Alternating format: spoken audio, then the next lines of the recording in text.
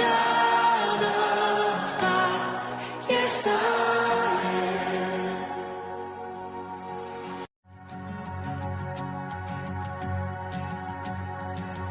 Who am I that the highest King would welcome me? I was lost, but He brought me in. Oh, His love for me. Oh, His love for me. Who the Son sets free, oh, is free indeed. I'm a child of God. Yes, I am. Free at last, He has ransomed me. His grace runs deep. While I was a slave to sin, Jesus died for me. Yes, He died for me. Who the Son sets free, oh, is free indeed. I'm a child of God. Yes, I am. In my Father's house, there's a place for me. I'm a child of God. Yes, I am. I am chosen, not forsaken. I am who You say I am. You are for me, not against me. I am who You say I am. I am chosen, not forsaken. I am who You say I am. You are for me, not against me. I am who You say I am. I am who You say I am. Who the Son sets free, oh, is free indeed. I'm a child of God. Yes, I am. In my Father's house, there's a place for me. I'm a child of God. Yes, I am. In my Father's house, there's a place for me.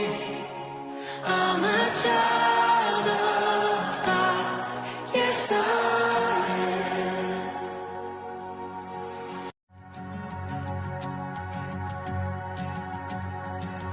Who am I that the highest King would welcome me? I was lost, but He brought me in. Oh, His love for me. Oh, His love for me.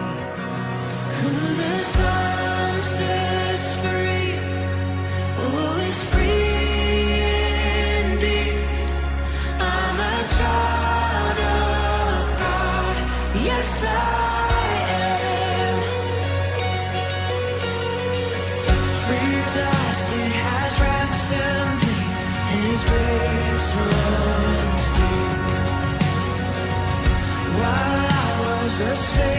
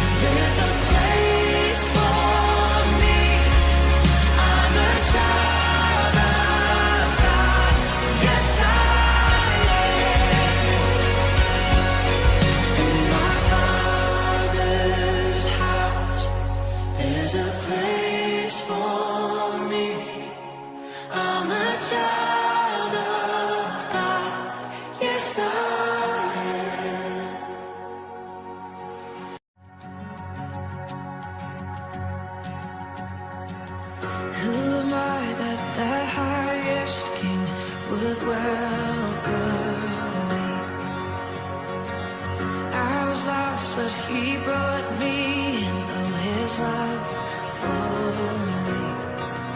Oh, His love for me. Who the Son sets free, oh, is free indeed. I'm a child of God. Yes, I am. Free dust, it has ransomed me. His grace runs deep. While I was a slave to sin, Jesus died for me. Yes, He died for me.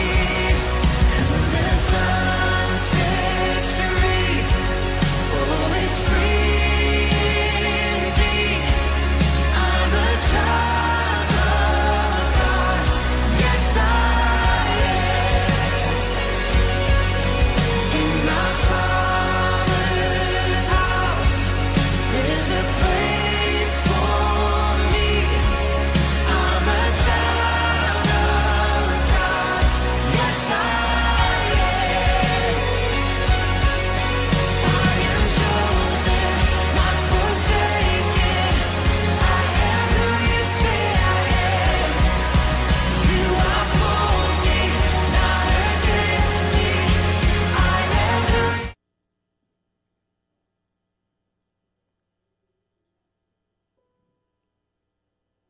你当刚强壮胆，不要惧怕，也不要惊惶，因为你无论往哪里去，耶和华你的神必与你同在。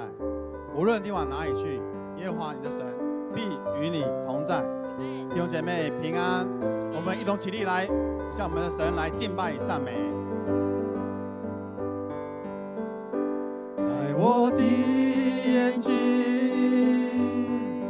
让我看到天使天军，仇敌的攻击，我要更坚定，信靠你，你是我力量，你是我永远的拯救，你的右手施展能力，显出荣耀。只要有你在我左右，我必不惧怕。靠着你的圣灵，你的应许永远不放弃。只要有你在我左右，我必不惧怕。神啊，谁能像你至圣至荣，可颂可畏，施行奇事。走来，开我的眼睛，开我的眼睛，让我看到天使天军，仇敌的攻击，我要更坚定，信靠你，你是我力量，你是我永远的拯救，你的右手施展能力，显出荣耀。只要有你在我左右，我必不惧怕。靠着你的圣灵，你的应许永远不放弃。只要有你在我左右，我必不惧怕。神啊，谁能像你至圣至荣，可颂可畏，施行奇事。谁能控告？谁能抵挡？我是神所拣选的，我是神所拣选的。举你的手来，向着来宣告：谁能控告？谁能抵挡？因为我们是神所拣选的。我是神所拣选的。谁能控告？谁能抵挡？我是神所拣选的。我是神所。谁能控告？大声来宣告。谁能控告？谁能抵是神所拣选的，我是神所谁能控告？谁能控告？谁能抵挡？我是神所拣选的，再一次宣告，拣选的，谁能控告？谁能抵挡？我是神所拣选的，我是神所拣选的。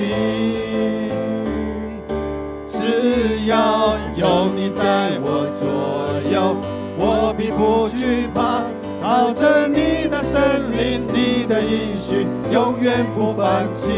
只要有你在我左右，我必不惧怕。神啊，谁能像你至圣至荣，可颂可畏，施行奇事。只要有你在左右，只要有你在我左右，我必不惧怕。靠着你的圣灵，你的应许永远不放弃。只要有你在我左右，我必不惧怕。神啊，谁能像你至圣至荣？再次宣告，只要你在左右，只要有你在我左右，我必不惧怕。靠着你的圣灵，你的应许永远不放弃。只要有你在我左右，我必不惧怕。神啊，谁能像你至圣至荣，可颂可畏，施行奇事。神啊，谁能像你至圣至荣，可颂可畏，施行奇事。阿门，哈利路亚。弟兄姐妹，将掌声一切归给我们荣耀的天父，请坐。你是我的一切。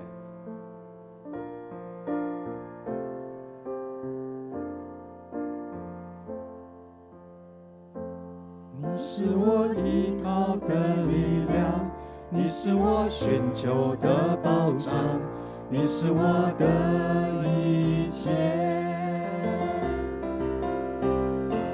你好比贵重的珍宝，我怎能放弃你不要？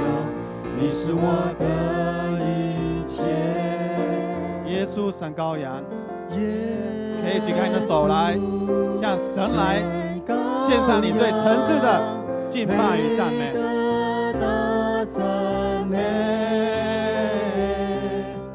耶稣神羔羊，配得大赞美。当我罪在羞辱，当我罪在和羞辱，死里复活，我蒙救赎。你是我的一切。当我跌倒，你扶持我；当我干渴，你充满我。你是我的一切。耶稣神羔羊，耶稣神羔羊，配得大赞美。耶稣神羔羊，配得大赞美。主啊，是的，你是我们的一切，你是我们依靠的力量。这种宝贵的宝藏，我们何处去寻找呢？愿主圣言带领我们接下来的敬拜赞美，将最诚挚的心来献给你。我们从头来。你是我依靠的力量，你是我寻求的保障，你是我的一切。阿们。你好比贵重的珍宝，我怎能放弃你不要？你是我的一切。耶稣神羔羊，耶稣可以举你的手来，向神来献上敬拜赞美。配得大赞美。耶稣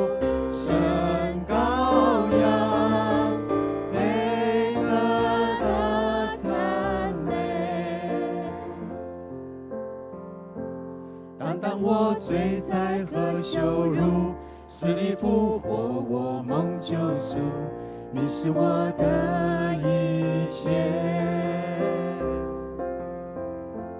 当我跌倒，你扶持我；当我干渴，你充满我。你是我的一切。再次宣告：耶稣神羔羊，耶稣神羔羊，配得大赞美。耶稣神羔羊，大声来宣告：耶稣神羔羊。耶稣神羔羊，配得大赞美。耶稣神羔羊，配得。再一次宣告：耶稣神羔羊。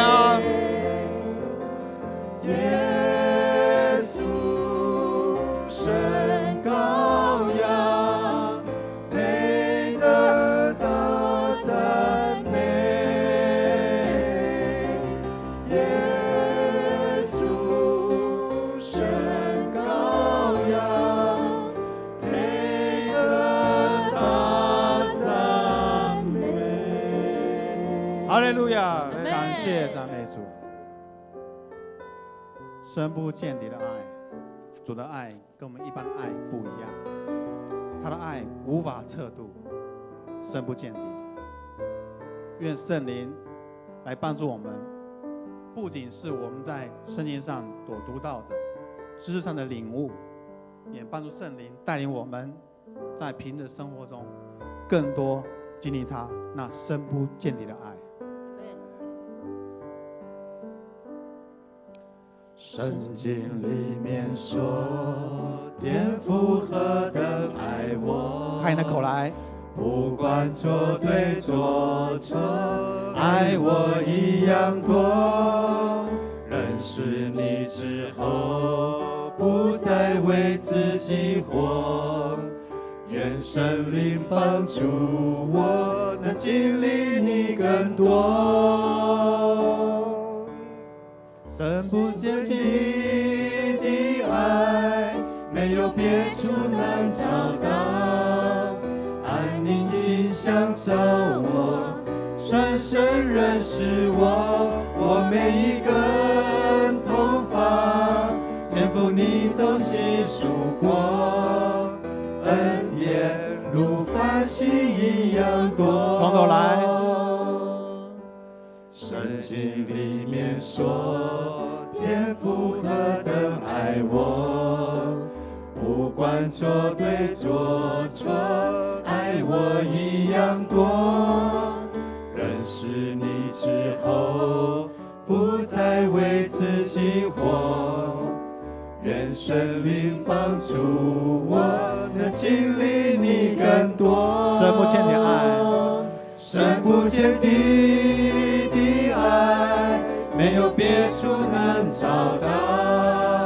按你心想找我，深深认识我，我每一根头发，天父你都细数过，恩典如繁星一样多。深不见底的爱，深不见底的爱，没有别处能找到。按你心想找我，深深认识我，我每一根头发，天父你都细数过，恩典如繁星一样多。恩典如繁星一样多。恩典如繁星一样多。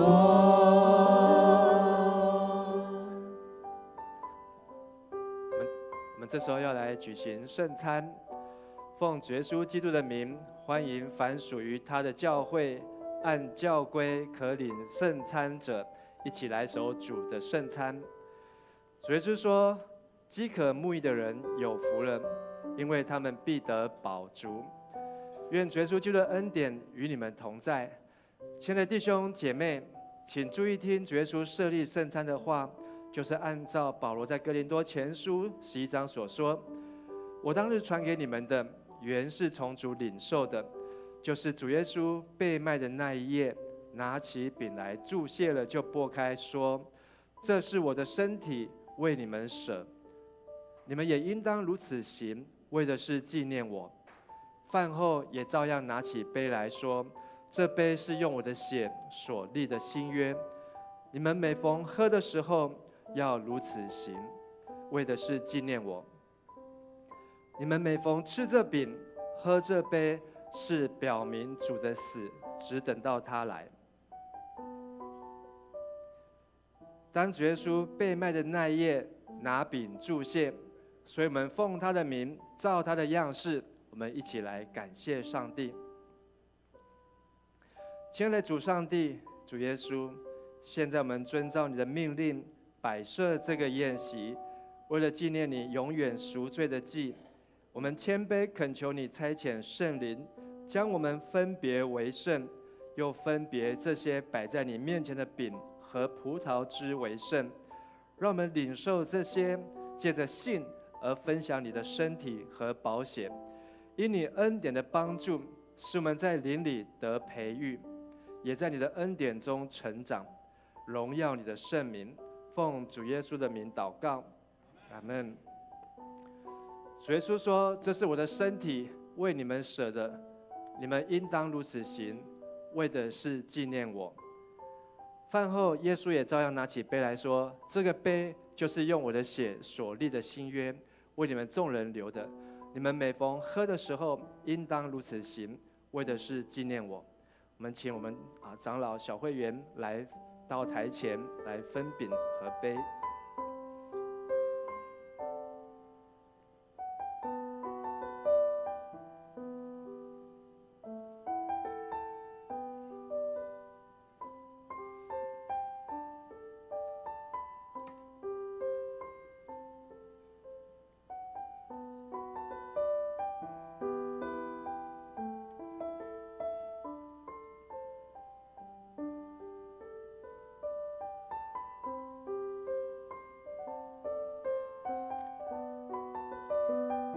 主耶稣说：“这是我的身体，为我们舍的，我们应当如此行，为的是纪念他。”耶稣说：“这杯是新约，用耶稣的血所设立的。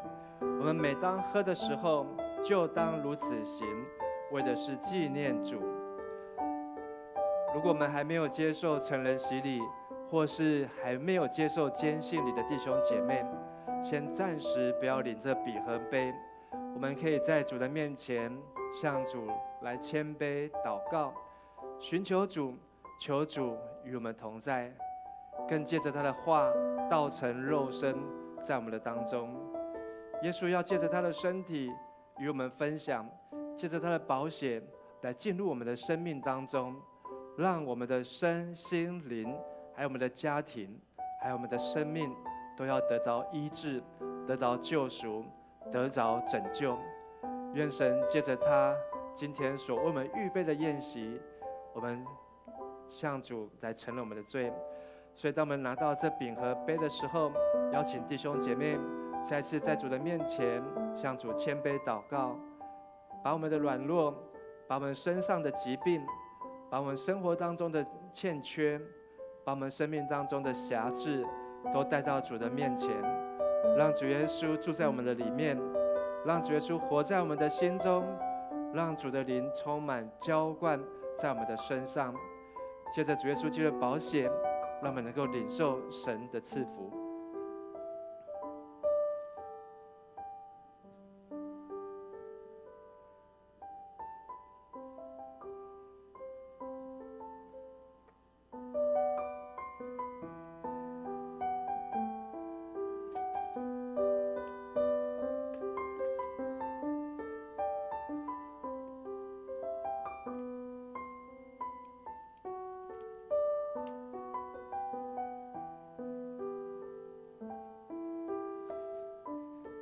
耶稣说：“这是我的身体，为你们舍的。你们吃的时候，当如此行，为的是纪念我。”耶稣说：“这个杯就是新约，是为众人的罪所流的。你们每逢喝的时候，应当如此行，为的是纪念我。”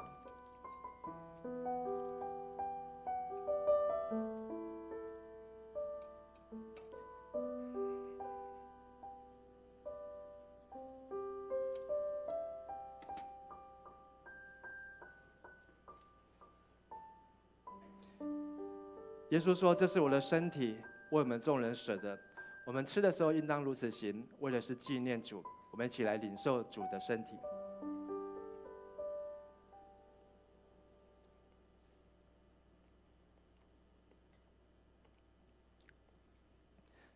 耶稣说：“这个杯是为众人流的，是新约为众人流的。你们每逢喝的时候，当如此行，为的是纪念我。”让我们一起来领受。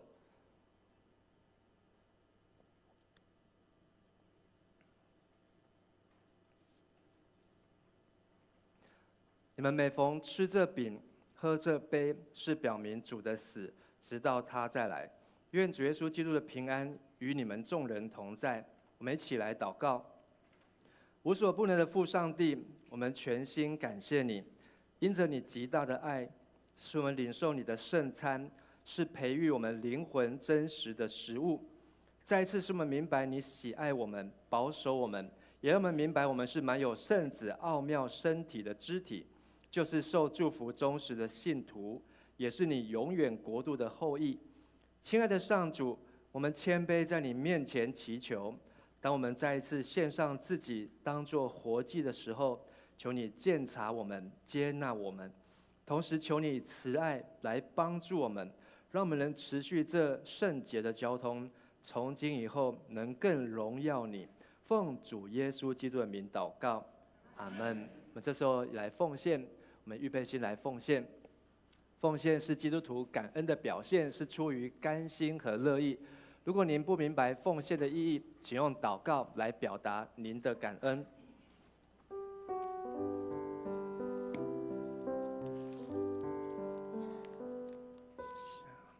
献上感恩的心，归给至圣全能神，因他赐下独生子主耶稣基督，献上感恩的心，归给至圣全能神，因他赐下独生子主耶稣基督。请起立。如今软弱正义的刚强，贫穷这一臣服主，都因为主已成就了大事。如今软弱正义的刚强，贫穷这一臣服主，都因为主已成就了大事。感恩，感恩，感恩。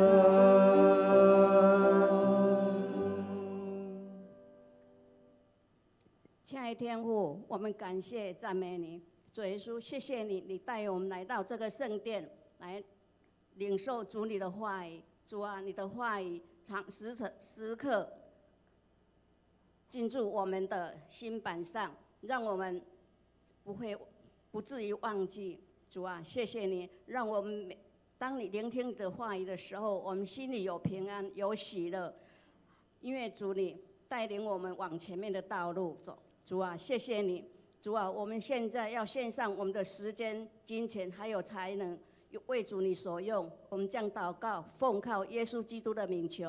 阿阿门门。请坐。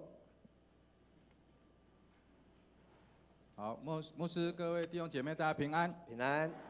好，我们现在来报告。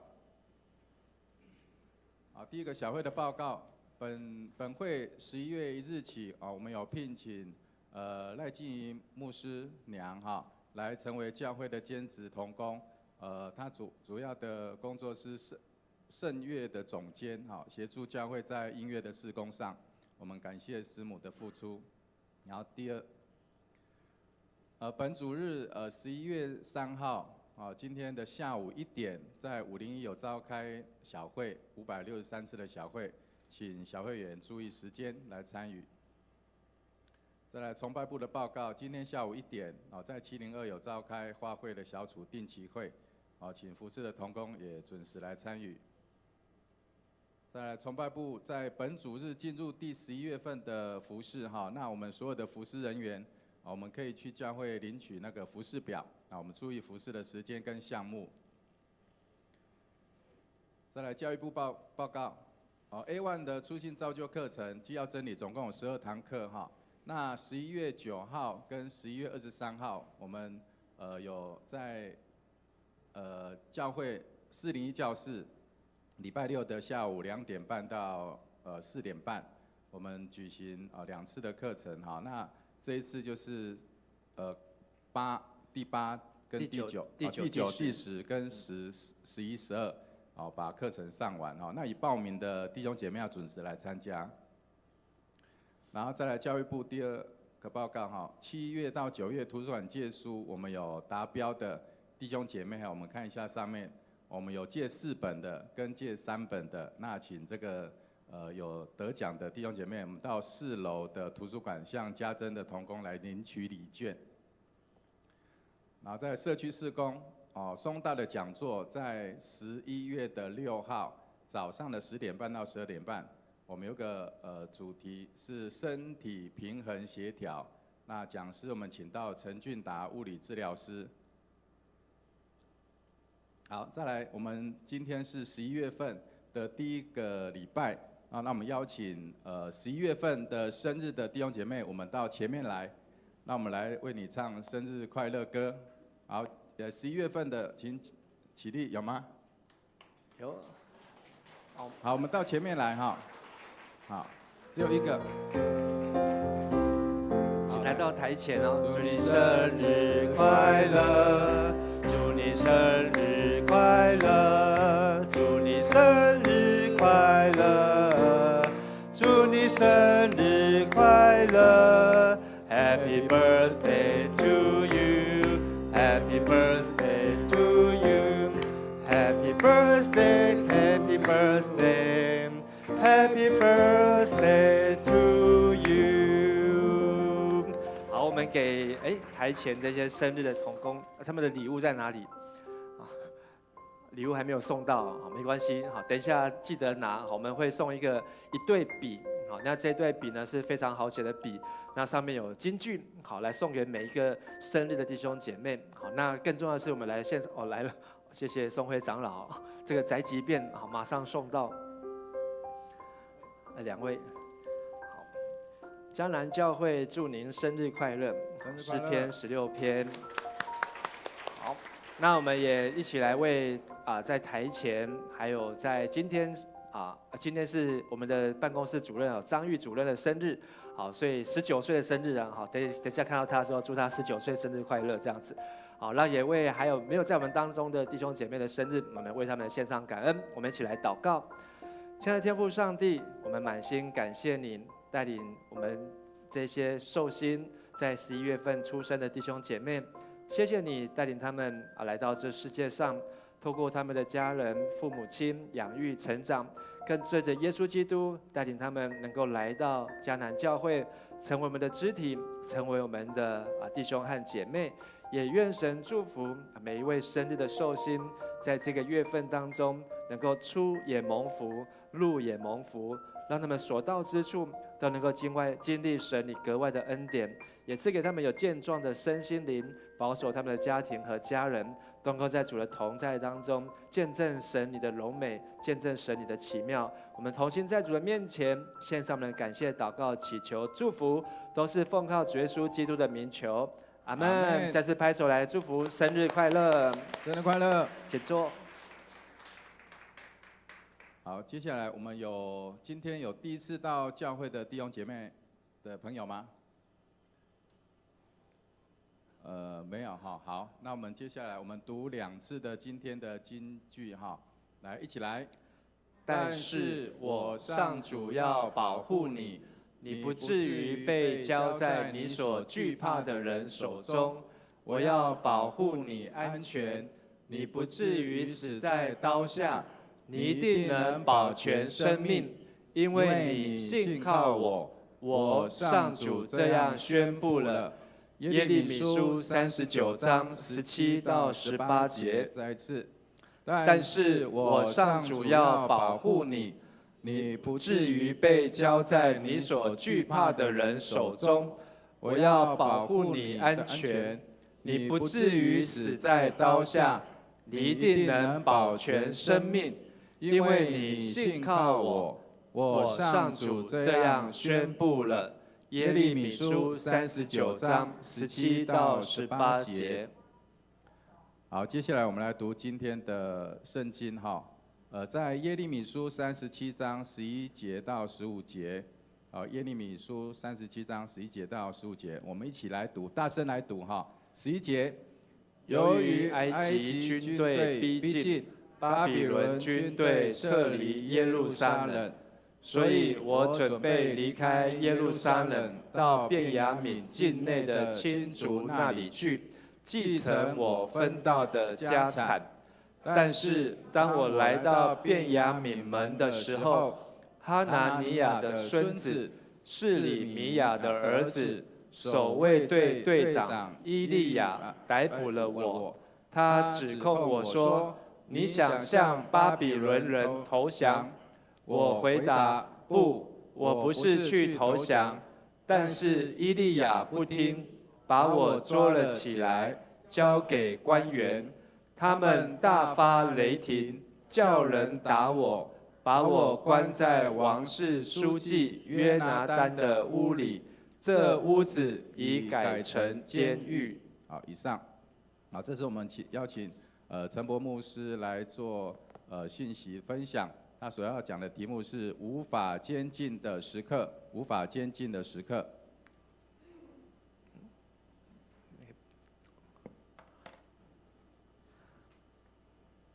各位弟兄姐妹，大家平安。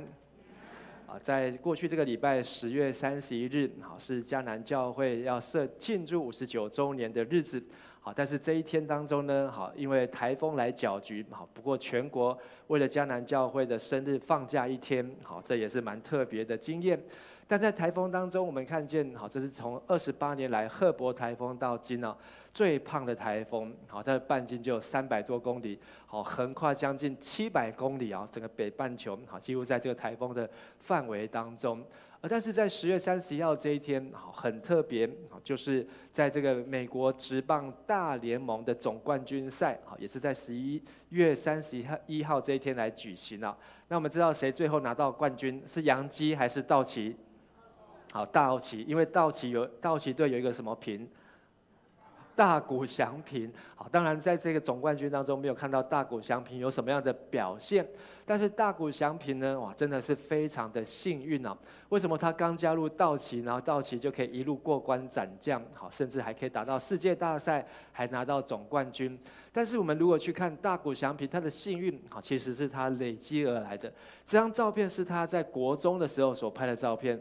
2012年，好，就是12年前，他在他那时候还是高中生的大谷翔平写下他的一个愿望，就是要成为世界第一的棒球选手。而这个愿望呢，好，他并没有让他只是放在愿望清单当中，而是他认真的去执行。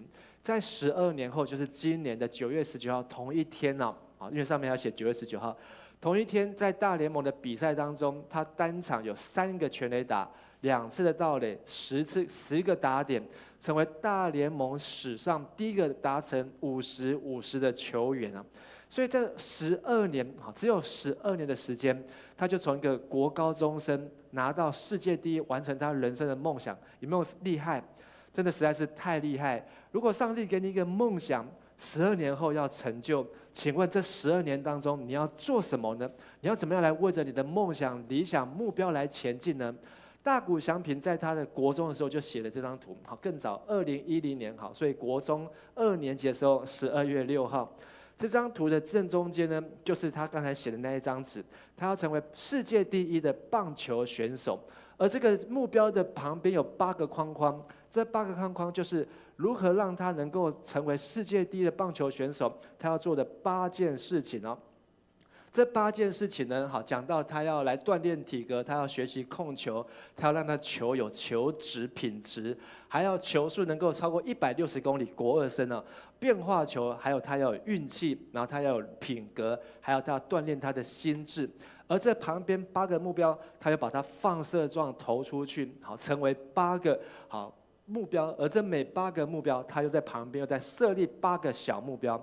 所以他有大目标，他有中目标，他有小目标，好，这样加起来总共80加1个目标，就是来塑造他自己，好，能够成为世界第一的棒球选手。所以他又能投，又能打，还能够盗垒，好，真的是样样具备，好，难怪他的身价好水涨船高，好，他能够成为这个各个职业球队争相要网罗的人才。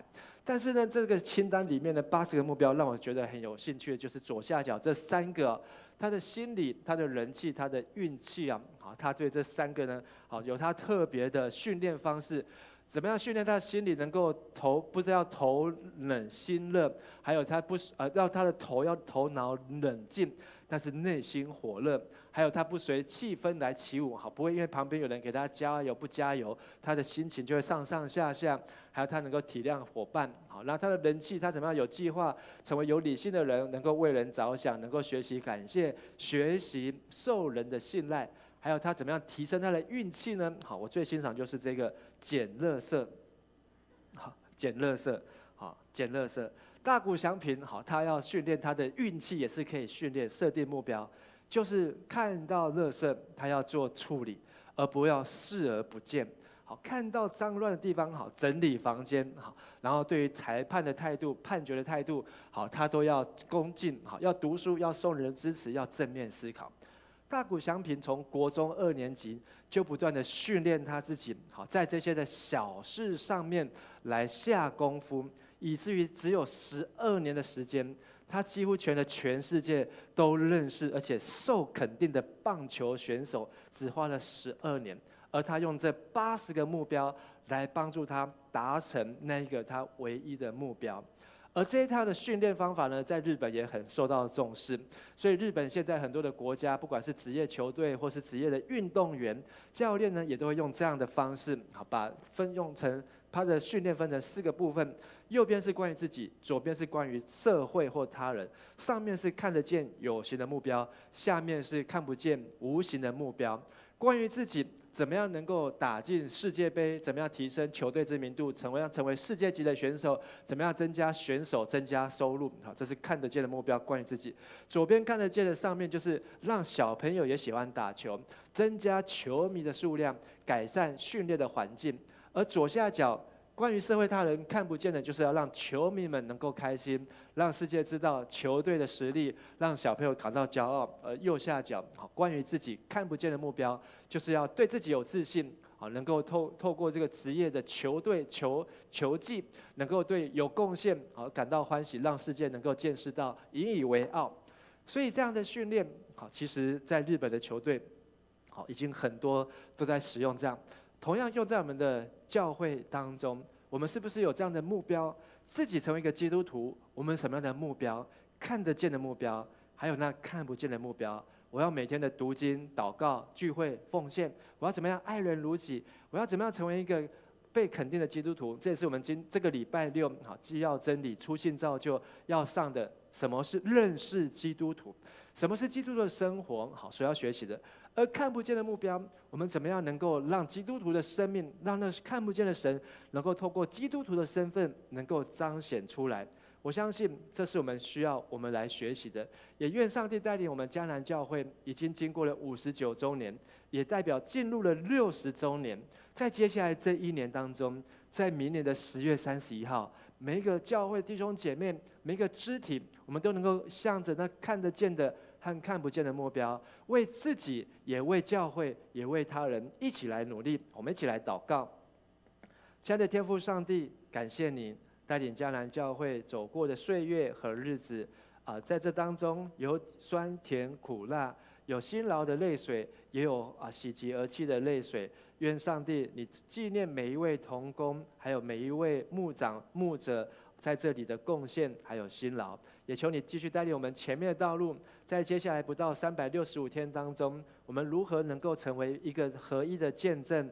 我们如何能够来彰显上帝你在桃园在迦南教会的祝福，能够带领更多人来认识你？愿上帝你与我们同行，与我们同在，让我们向着前面的标杆来直跑，直得到你从天上召我们要来得到奖赏。我们这样子献上祷告祈求，奉靠主耶稣的名求，阿们。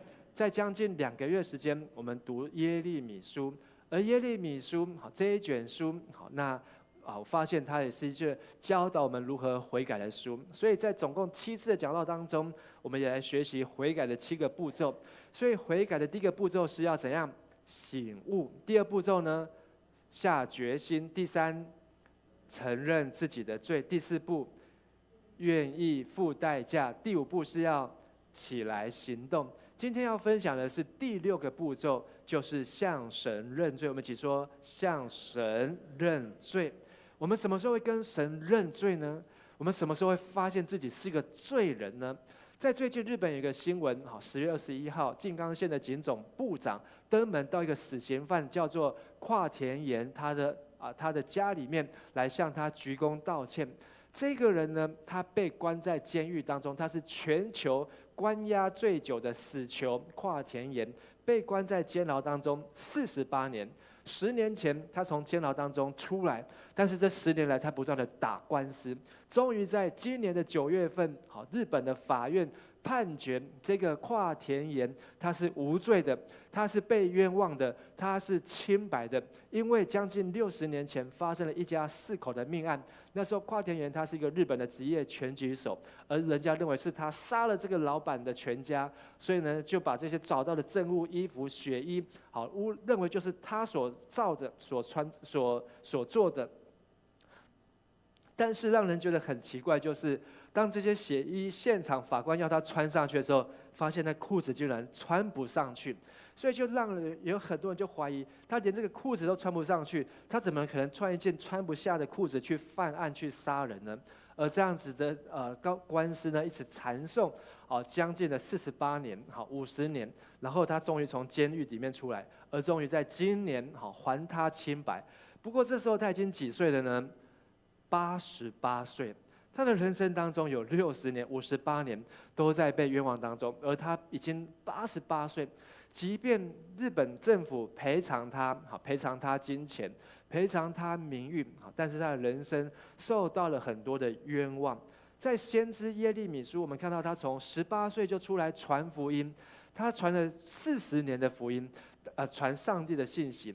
但是呢，居然没有想到，在他将近60岁的时候，他也被抓去关在监牢当中，而且一抓去关，就被关在这4个地方。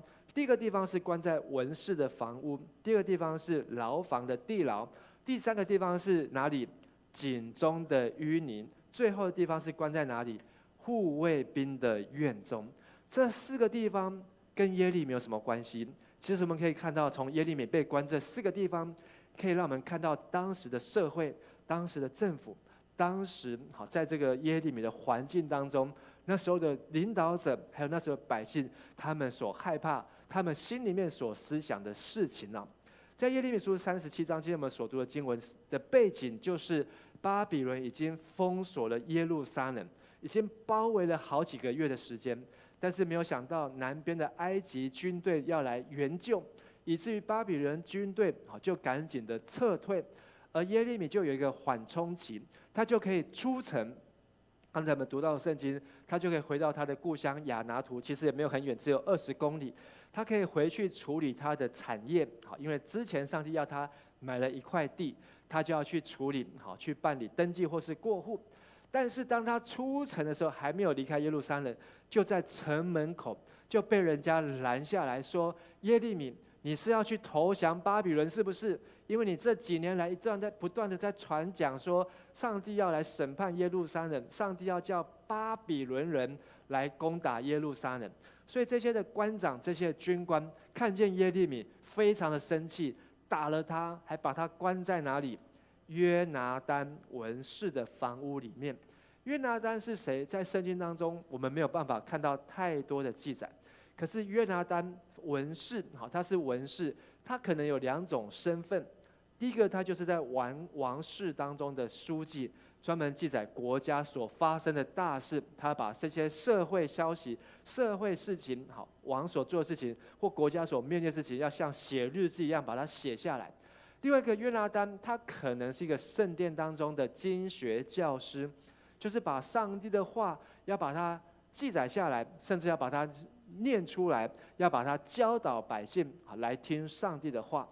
但是在耶利米书当中，让我们看见，在当时这些的文士，上帝透过耶利米形容他们的笔是一种假笔。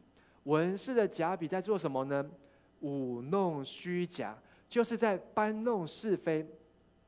照理讲，这些书记、这些王室的这些经学教师，应该要把事实、把正确的话记载下来。可是当他们拿笔起来写的时候、记载的时候呢，都是搬弄是非，把黑的讲成白的，白的讲成黑的。而第二个，耶利米从文士的房屋又被带到牢房的地牢，就是在地底下，真的被关在监狱当中。在第16节就讲到耶利米在那边被拘留许多天。为什么他被拘留呢？因为这一群人听到耶利米的话，说耶利米说上帝要来审判国家，上帝要来毁灭南国犹大，但是他们认为说不会，上帝不会来毁灭我们，上帝一定会来救我们。但是耶利米警告说，上主警告你们，不要欺骗自己，以为巴比伦人现在离开了不会回来。所以这是一个政治上面的一个攻防，是一个政治上面不同的立场，举不同的牌子。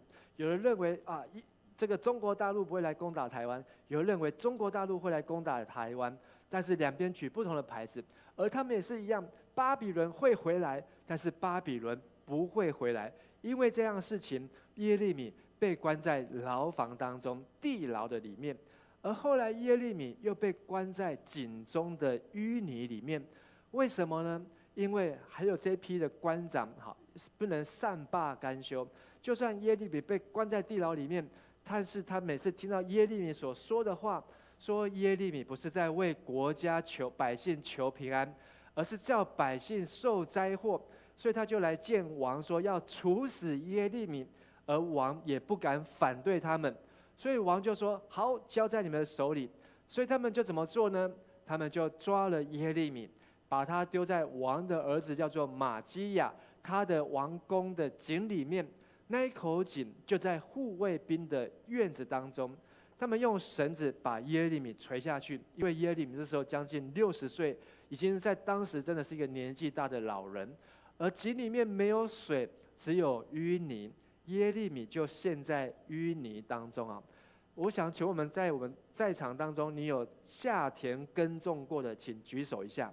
好，有下田耕种过，有几位？我看到有年轻的，好，请放下。当你下田耕种的时候，那个走在水跟土的当中就是泥啊，好走还是不好走？好，不好走，而且要出力，跟我们现在平常在走路不一样。好，每走一步都是一个拦阻啊。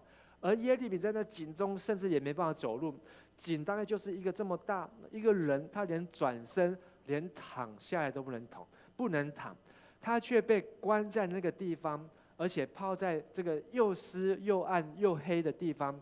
可能里面有蚊虫，可能有病菌，而且他可能身体皮肤可能泡到溃烂，好，可能脚麻了、脚酸了，好，都站不直了，没有办法站起来，但是他连伸展也没有办法伸展，这真的是要他的命啊！但是耶利米在那当中，好，他只能够向上帝祷告，而上帝呢，就派了一个古时人太监。古时呢，就是今天的伊索匹亚，好，就是黑人的故乡。可见这个太监是一个黑人，但是这个黑人呢，他却勇敢的跑去跟王说：“王啊，耶利米现在被人陷害，被关在井里面，他可能就会死在那边呐。为什么这个太监要去帮耶利米来求情？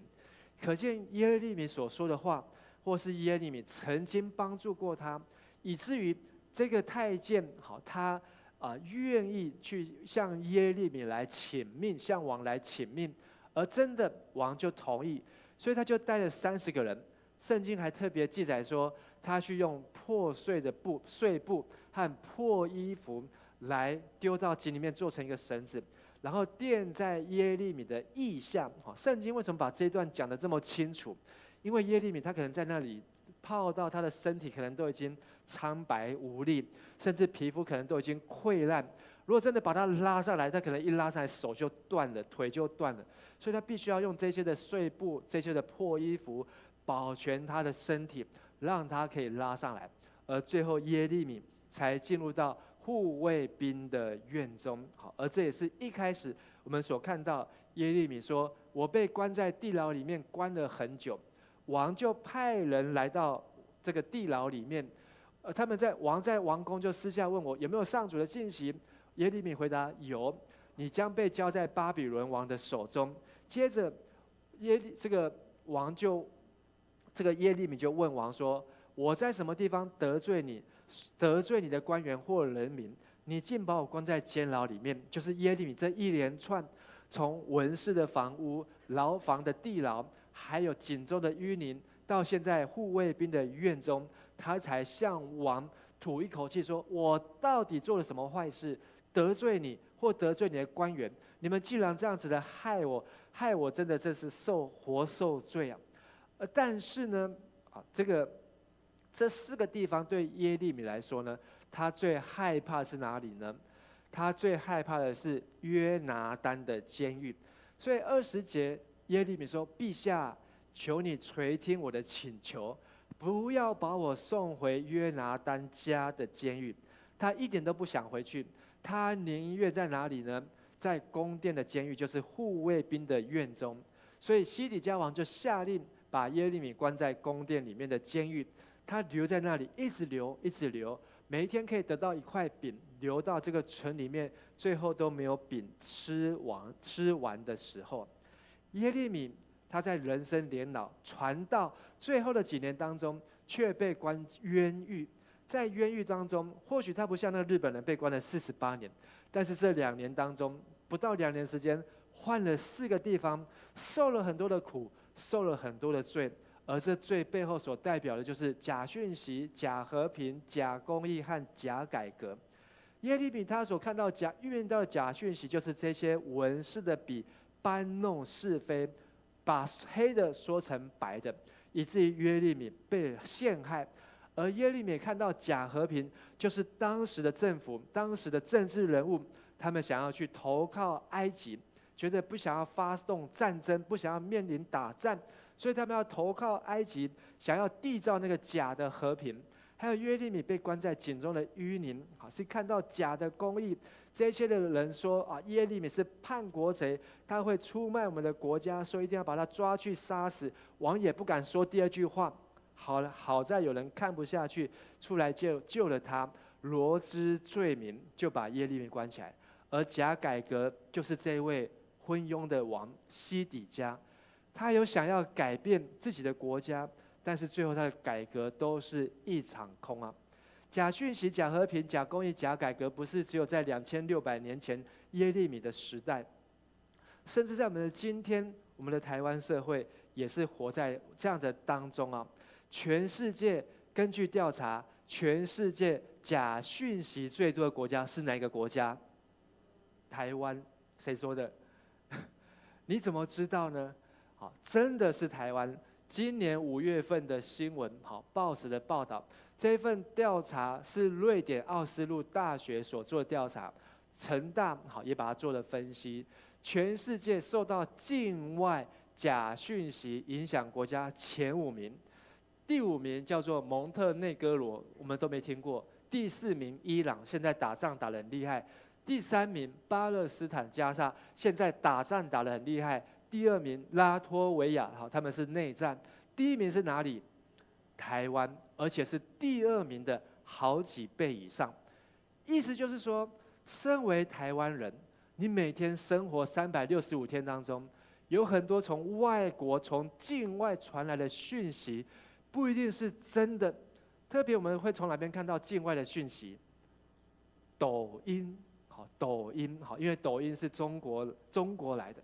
很多的境外讯息透过抖音散布进入到台湾，而且在年轻人很喜欢看抖音，为什么？好，因为它很短，20秒、30秒就看完了，所以他一天可以看几百则的抖音。但是几百则里面，可能就有很多都不是真的，都是假的。为什么台湾有这么多的假讯息呢？好，因为就是要透过这些假讯息来制造台湾人民的恐慌。通常我们都知道说，当撒旦要去攻击人，他要去攻击那个最可怕的敌人，好像约伯这样子的人。好，约伯好，他是一个义人，哇，他真的在上帝眼前是个义人。撒旦就是要专门攻击像约伯这样的义人。但是犯罪的人，好像撒该，好，他会贪污，他会收贿赂；撒该，好，他会说谎，好，他会想要把自己捧高。撒该都不用他，他自己就会成为撒旦的手下。而魔鬼为什么要攻击台湾？魔鬼是说谎人之父，为什么要让台湾有这么多的谎话？因为他发现台湾是一个重要的地方。为什么台湾是一个重要的地方？因为台湾是一个福音传来台湾，明年就160年的地方。台湾是一个有上帝话语的地方。台湾可以说是全世界翻译圣经，把圣经翻译的淋漓尽致的地方。今天台湾可以读到很多版本的圣经，不论是台语的、华语的，甚至是原住民的。在台湾，我们可以读到神的话。所以，上帝在台湾有特别的心意，因为台湾的人民有很多的机会，也很愿意来回应神的话，把圣经的话愿意读出来，甚至还去翻译出来，让更多的人可以去读神的话。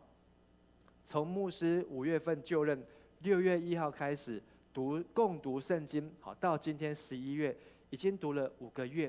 这5个月当中，看到许多弟兄姐妹的努力和参与，好，每天早上或晚上，现在是早上6点半，每天早上也都有50几个弟兄姐妹一起上线共读圣经。好，最近天气变凉了，所以呢，有一些人可能起不来，也有40几位起来上线一起共读圣经。但是我们也把这样的圣经录影下来，好，所以就可以看 YouTube 上面重播。平均每一天都有大概有100个弟兄姐妹，好，但是这100个人是谁就不晓得，好，因为我知道也有别的教会，好，在读迦南教会的每日的共读，但是有很多弟兄姐妹愿意把自己的时间来读神的话，这是台湾的祝福。但是今天世界上很多的国家不再读圣经，很多基督教的国家对于圣经的冷淡和冷漠，以至于他们都没有办法听清楚、听明白神的话。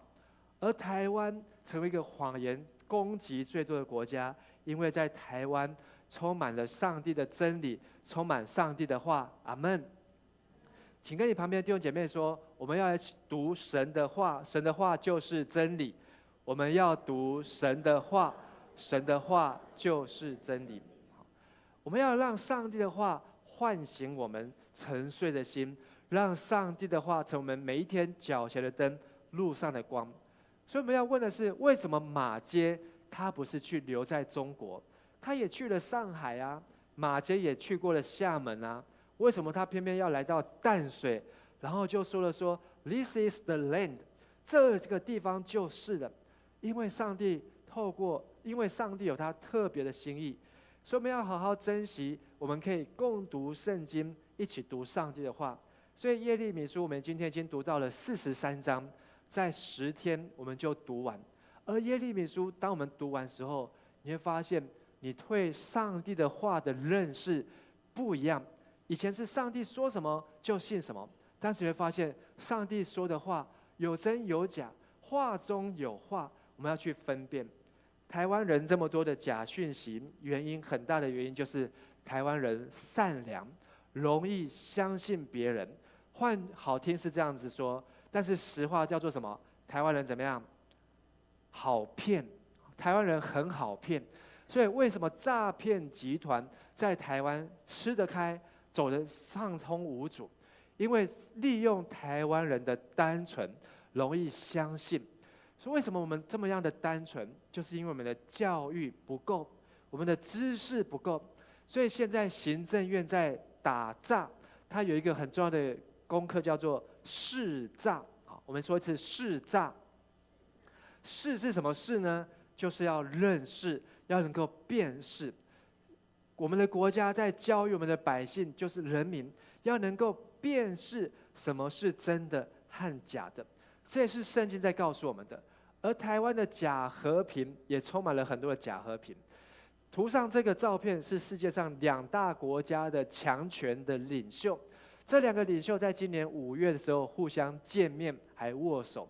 而见面的时候呢，互相称赞，一个称赞对方说在乱世当中保持定力，另外一个称赞说哇，你的立场客观。他们2个都互相往脸上贴金，说他们都在维持世界上的和平，在安定世界上的秩序。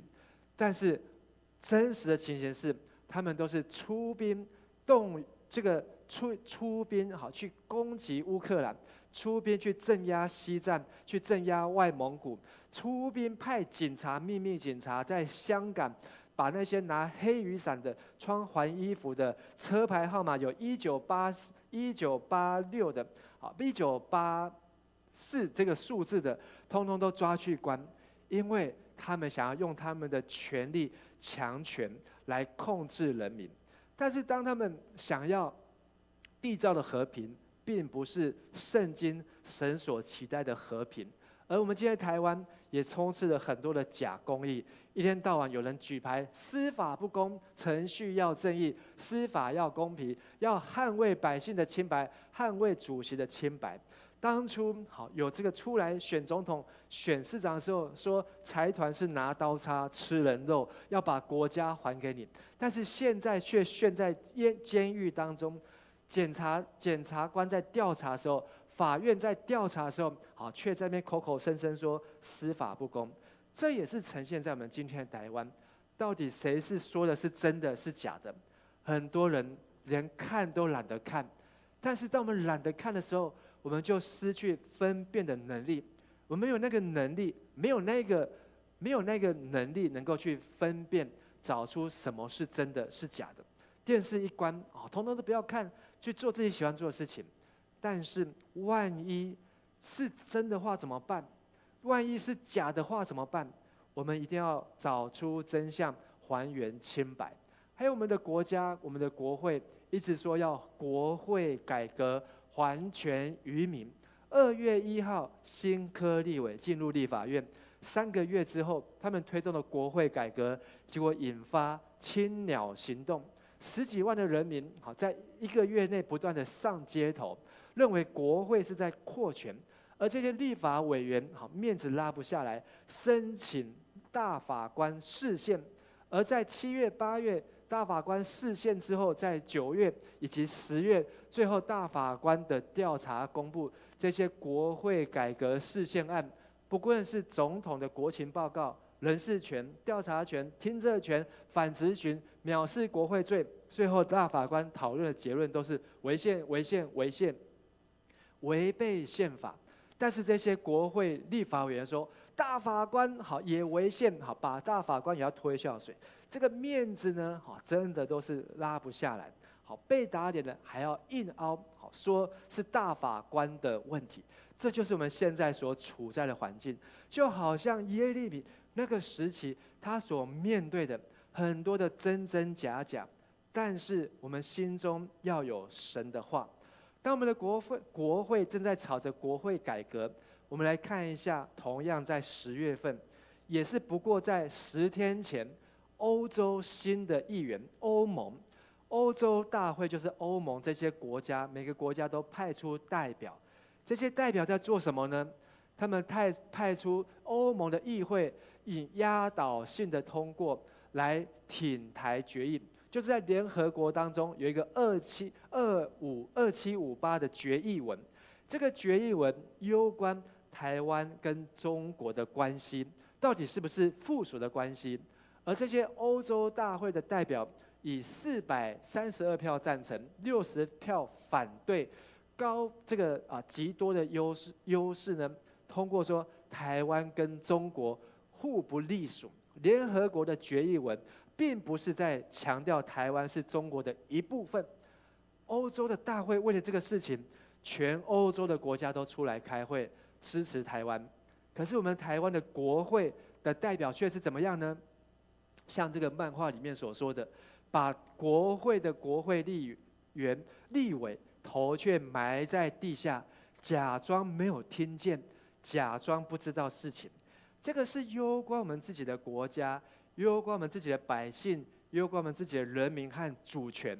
但是我们自己的人却在不同的假讯息、假和平、假公义、假改革当中，影响台湾人的意愿，影响台湾人民知的权利，让我们对这些讯息并没有愿意或是充分的去了解。这是我们现在所处的境况。耶利米书在国家快要灭亡的时候，西底家第3次来见耶利米，因为西底家心中有一个害怕，他害怕他到底应不应该投降，所以他见到耶利米之后，第19节，我邀请大家来读啊。西底家王对耶利米说：“我怕那些投降加勒底的犹大人，恐怕加勒底人把我交在他们手中，他们就戏弄我。”西底家他并不是怕巴比伦人，他怕什么人？犹大人。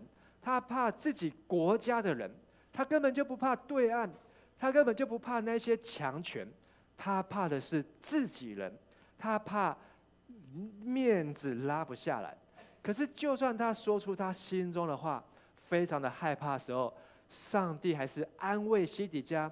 上帝怎么安慰他呢？我们一起来读20节。耶利米说：“加勒底人必不把你交出，求你听从我对你所说耶和华的话，这样对你有好处，你的命也必存活。”意思就是说，西底家不要怕，上帝要与你同在。只要你把今天神对你所说的话听进去，乖乖的照上帝的安排、上帝的意思去做，你就可以活下去。可惜西底家几个礼拜之后，他没有听进去。几个礼拜或是几天之后，真的巴比伦的大军攻破耶路撒冷的城墙，冲进的那一天，西底家没有投降，而是带着人就逃跑，跑了20几公里之后被抓到，被巴比伦的军队抓到。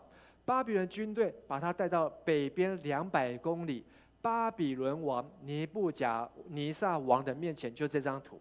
尼布甲尼撒王坐在审判桌子椅子上面，审判西底家王，说：“你为什么要逃跑？你为什么不听我的话？为什么你要背叛我？”好，来人啊，把西底家所有的儿子统统带来。所以西底家的儿子一个一个在西底家人面前就被杀死。西底家就大喊：“不要杀，不要杀我的儿子！”来不及，之前耶利米才对他说：“你只要听神的话，对你有好处，你的命可以活下来。”西底家最后还是不听，最后他眼睛看见他的儿子一个一个被杀。被杀之后，巴比伦王尼布甲尼撒说：“来人啊，把西底家的眼睛怎么样？把他的眼睛挖出来，弄瞎。”所以他最后可以看到的就是他儿子惨死的画面。这真的是一个警惕世人，听上帝的话跟不听上帝的话差别这么样大。而西底家最后不是西底家，是西底巴比伦，死在巴比伦，他被人家用链子链住，又走了2000公里，拖到巴比伦，死在巴比伦。亲爱的弟兄和姐妹，今天透过耶利米书这一段的记载、信息还有分享，是要告诉我们，有时候我们说真话可能会被人家攻击。就好像大谷翔平，他有一个目标，就是他要成为世界第一的棒球选手。如果他在高中的时候讲这句话，拿这张拍照，你觉得给他拍手的比较多，还是嘲笑他的比较多？笑他的比较多啊！你不自量力，好，你连甲子园的球队都还没有进入，你要变世界第一。但是大谷翔平用80个目标来帮助他完成他人生最大的目标，而他真的在12年里面就完成。耶利米曾经被关监狱，圣经当中约瑟也曾经被他10个哥哥出卖，丢在野地的坑，但后来成为埃及的宰相。但以理他是波斯的宰相，却被其他的弄臣陷害，丢在狮子坑当中。他已经80几岁了，但是上帝与他同在。而先知约拿，他要去尼尼微，上帝要他去尼尼微，他不去，被上帝丢到海里面，被大鱼吞吃。可是，在大鱼的肚子当中，在海里的坑中，约拿向神认罪悔改，所以上帝就让这条大鱼又把它吐出来，他又重新可以出来，他就去到尼尼微城去传道，叫那些的人要悔改。那些人还真的就悔改，所以这个亚述帝国后来又多活了100多年，又活了100多年，因为他们悔改。先知耶利米18岁出来传道，传了40年，快要60岁。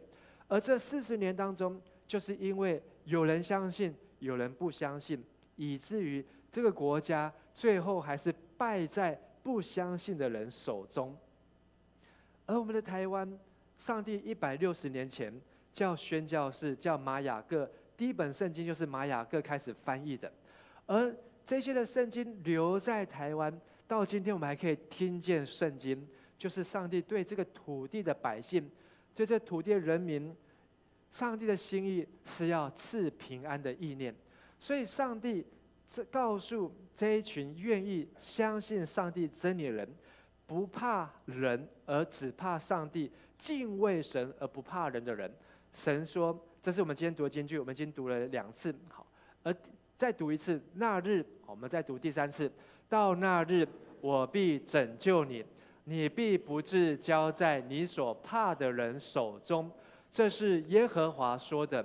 我定要搭救你，你必不致倒在刀下，却要保全自己的性命，因你倚靠我。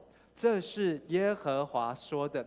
其实这句话是对那个黑人太监说的话，但是黑人太监他哪里倚靠上帝？就是他听了上帝的话，相信上帝的话，照上帝的话去做，上帝就与他同在。所以亲爱的弟兄姐妹，当我们每一天读神的话，我们也是在倚靠神。而上帝早就告诉耶利米，你不要怕他们，因为我与你同在，要拯救你。就跟你旁边的弟兄姐妹祝福说，当我们读神的话，神要与你同在，要拯救你。当我们读神的话，神要与你同在，要拯救你。上帝用他的话让我们来倚靠他，上帝用他的话让我们能够进入他的同在。所以为什么我们要读圣经？为什么要聆听神的话？因为我们不要听太多的假讯息，我们不要在台湾这个地方有太多的消息真真假假。我们每天花很多时间在看那么多的 LINE 的讯息或是影片的时候，但是你的认知、你的意念，不知不觉可能被错误或是假的讯息所吞吃。2个礼拜前，我们读了这段经文，耶利米书29章11节。神为我们所安排的计划不是灾难，而是繁荣。神要使我们有光明的前程。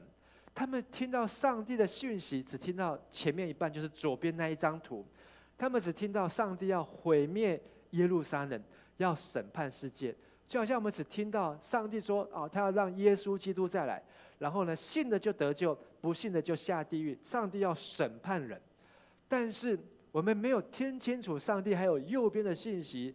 上帝说：“日子满了，时间到了，我要使你们平安的回来，而且我不是给你们灾难，是要给你们繁荣，是要使你们有光明的前程。”上帝要让我们听到的话，是要让我们能够进入到新天新地，上帝做上帝永远的新娘，享受天上的宴席。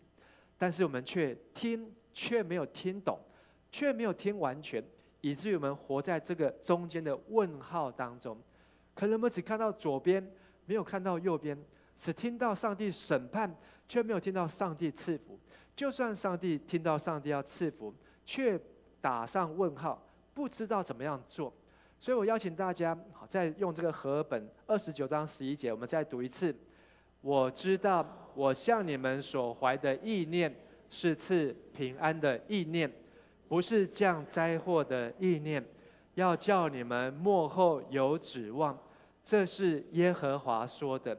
所以让我们的意念真的是有平安的意念，不是只有看到上帝要毁灭要审判，而是看到上帝要把我们带出巴比伦，上帝要拯救我们，救我们脱出黑暗，进入光明，使那被掳的得释放，使那受压制的得自由。这才是神要给我们平安的意念。阿们。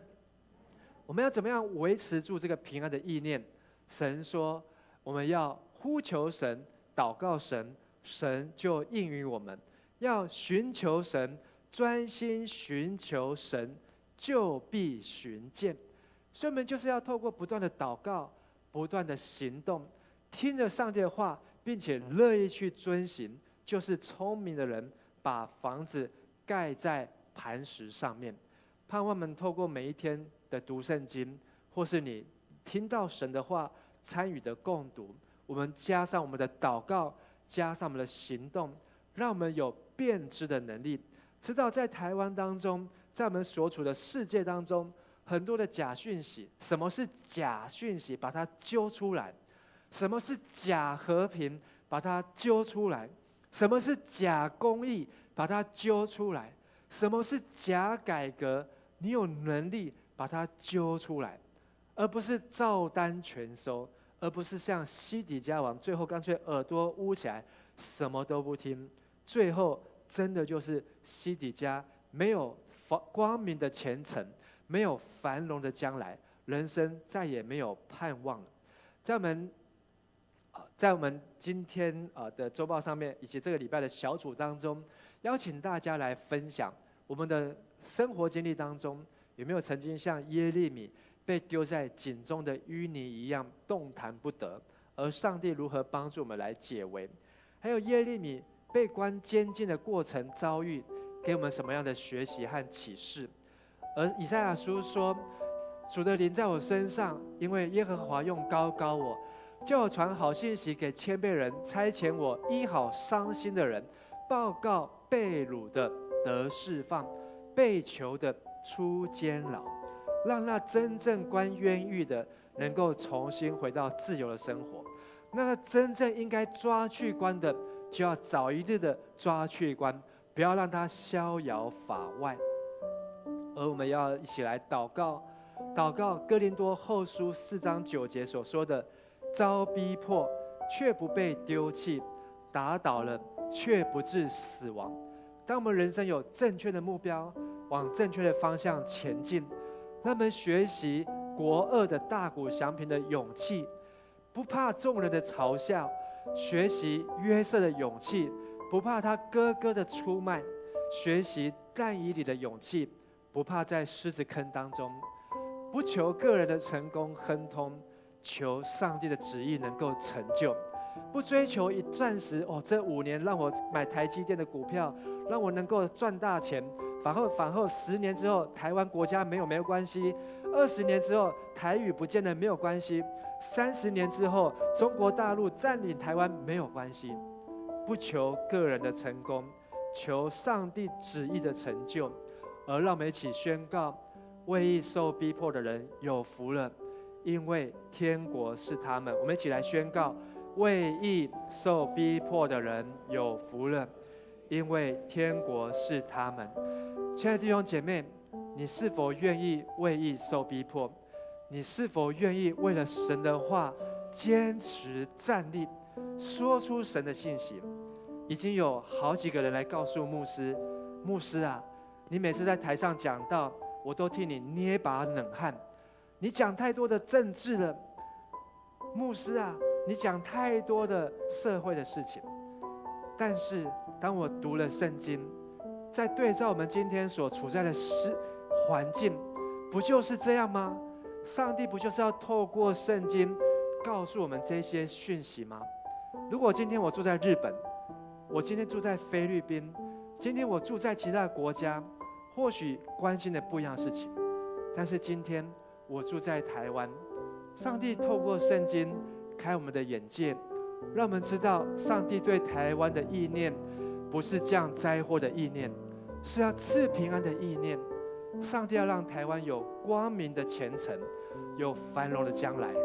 前提是我们要把这些的假讯息，把这些的假和平，把这些的假公义要揪出来，把这些的罪揪出来。我们要向神认罪，让我们的生命能够与神相近。邀请大家，我们一起站立起来，用这首诗歌来回应。圣经里面说，天父何等爱我，不管做对做错，爱我一样多。认识你之后，不再为自己活，愿圣灵帮助我，能经历你更多。从头再一次，圣经告诉我，圣经里面让我们听神的话，天父何相信神对我们的等爱爱。我，不管做对做错，爱我一样多。认识你之后，不再为自己活，愿圣灵帮助我，能经历你更多。深不见底的爱，没有别处能找到。爱你心想找我，深深认识我，我每一根头发，天父你都细数过，恩典如繁星一样多。圣经里面说，天父何等爱我，不管做对做错，爱我一样多。认识你之后，不再为自己活，愿圣灵帮助我，能经历你更多。来宣告神的爱，深不见底的爱，没有别处能找到。爱你心想找我，深深认识我，我每一个头发，天父你都细数过，恩典如繁星一样多。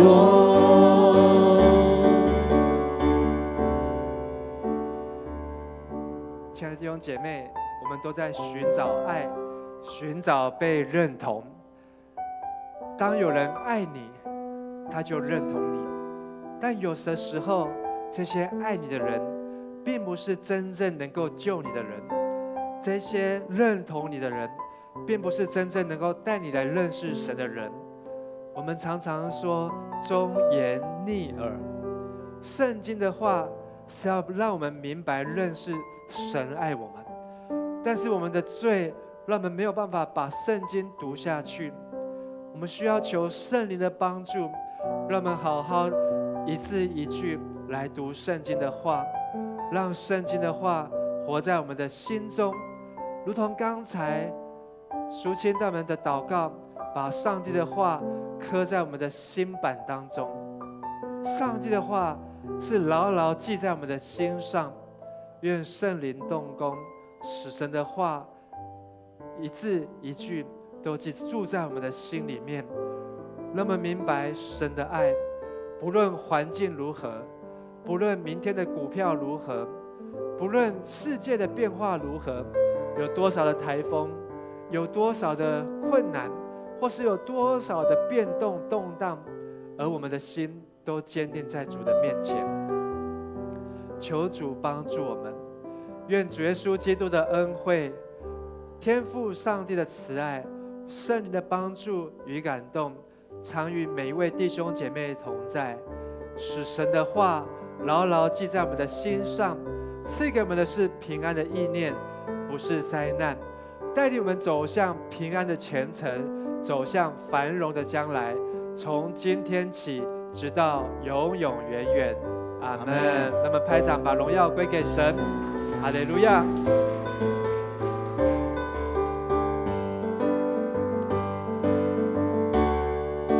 只要有你在我左右，我必不惧怕。照着你的圣灵，你的应许永远不放弃。只要有你在我左右，我必不惧怕。神啊，谁能像你至圣至荣，可颂可畏，施行奇事。